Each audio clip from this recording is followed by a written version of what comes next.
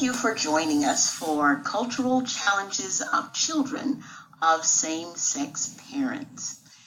As a group, we went kind of round and round trying to determine a specific topic for our peer expert presentation on LGBT.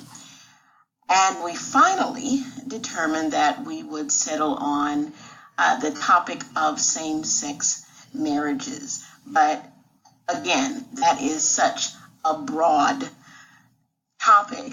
But since we are all educators, we decided to just narrow it down to the challenges faced by children of same-sex parents in our schools that we have noticed.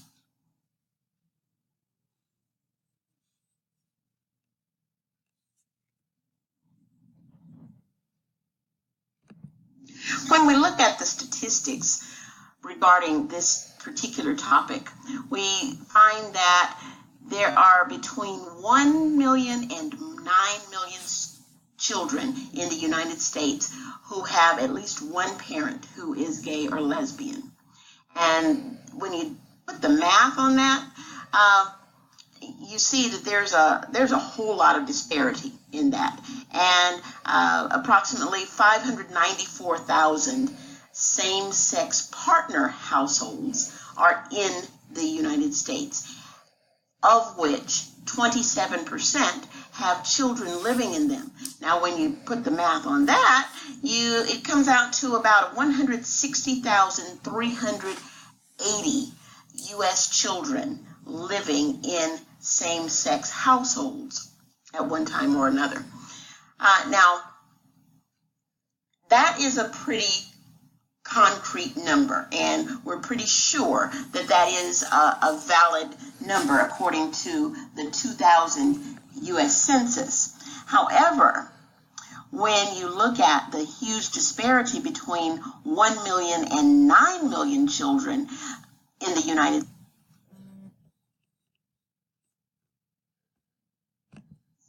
as educators, we tend to look for norms or the typical or the usual. Well, with same-sex families, there is no typical, there is no norm, there is no usual same-sex family.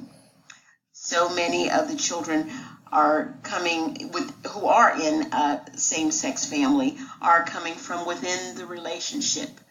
They have two moms, two dads, and they decide to bring children into the relationship.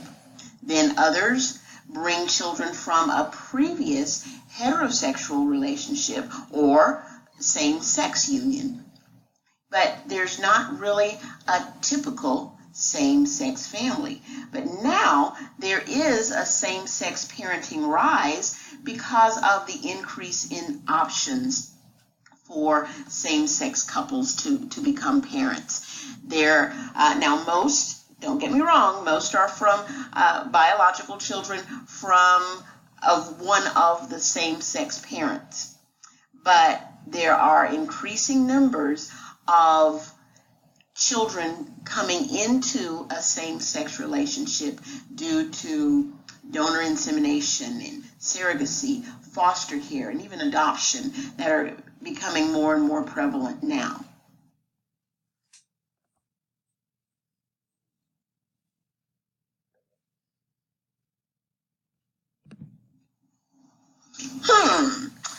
The big wow. What is that? Well,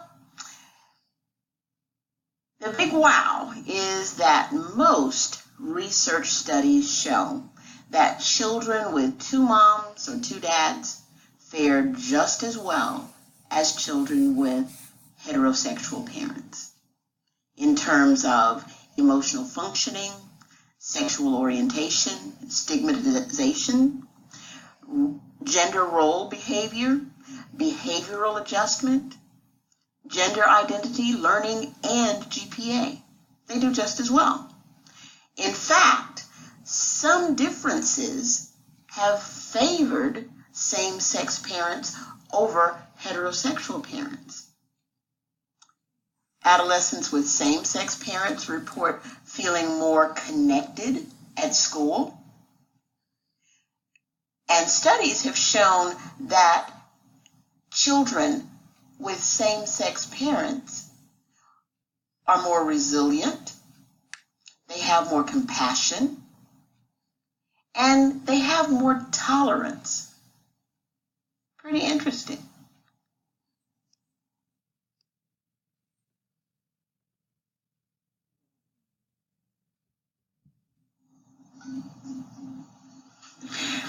Wow, kind of reminds me of one of my favorite radio talk show hosts, Tom Joyner. He always says, same sex, same problems. And it kind of reminds me that regardless of parents' sexual orientation, the problems, the concerns of parents are the same across the board.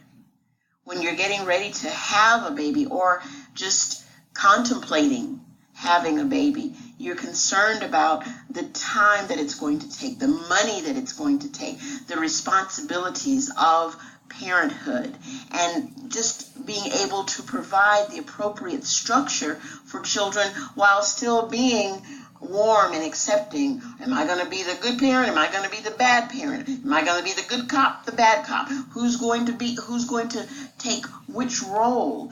How are we going to set limits for our little darling? How are we going to model open and honest communication? Now, with a same-sex family, that might be extremely challenging if you're already struggling with how to be open and honest about your family structure. So that is another complex issue in and of itself, over and above those usual parenting concerns that include open and honest communication as well as healthy conflict resolution. There's nothing worse than trying to parent a child who is involved in a conflict with his or her little friend, especially in middle school. Oh my goodness. They're friends today, no, friends this minute, and enemies in the next 10 seconds. And all the way back again. It goes full circle in the space of 20 minutes, I swear. And one of the main concerns of parenting is not trusting your own child, but trusting his or her peers and trying to manage your child's peer network. How you can't choose their friends for them, but you certainly want to monitor that. And you want your child to be involved, you want your child to be active, but you still have to monitor their extracurricular activities and all of those activities that take place with all the world and all the people in the world.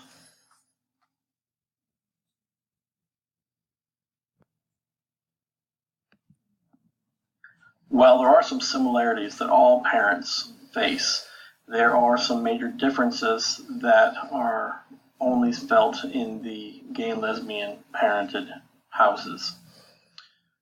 For instance, if a child is coming from a family that had previously been a heterosexual family, then there may be disagreement in lifestyle choices. The original parent, the heterosexual parent, may not agree with the lifestyle choices, how the parent's being raised, who else is coming into the home. In addition, that may be felt by other members of the community. Just for the sake of introducing your two dads, that alone may bring in people who make comments, who dislike you, exhibit homophobic attitudes just before they even get to know you. In addition, most of these children are being brought in, as we said before, from previous relationships, And so that is adding to the extra layers of the family dynamics of the relationships between who is the parent for what, who provides what, who do we go to for who, as we said before, who is the good parent, the bad parent, who's doing the cooking, who's doing the cleaning, who goes to for homework. All of those issues are magnified in these multiple levels to the houses.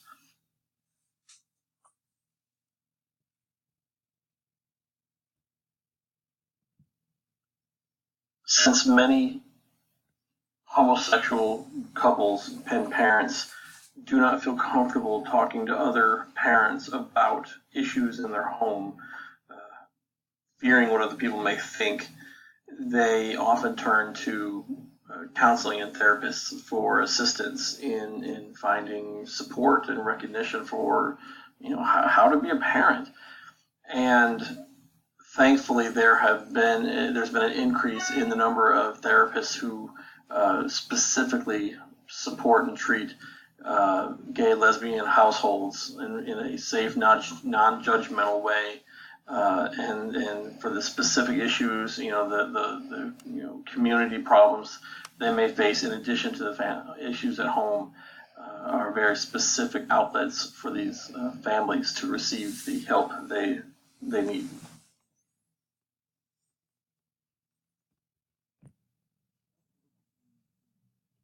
Being a parent is never easy, and especially challenges rise up if there has been product of divorce or other separation. One of the major challenges faced by gay and lesbian parented households are when there are custody challenges by the other biological parent. Oftentimes, the quote non-traditional lifestyle is thrown at them in a negative way, instead of seeing this as another new loving home. So the courts are having to separate some of these issues between if it matters or not when it's a gay or lesbian parented house. Also, as with any time there's a step parent involved, there's always issues about the biological parent versus the non-biological parent and who's in charge and who gets to dole out punishment. But especially when it has been in the past, at least when the gay and lesbian couples had a hard time getting official marriages, then there was not truly the other parent could not become a custodial parent. That has largely changed. However, I think it still is a sore subject.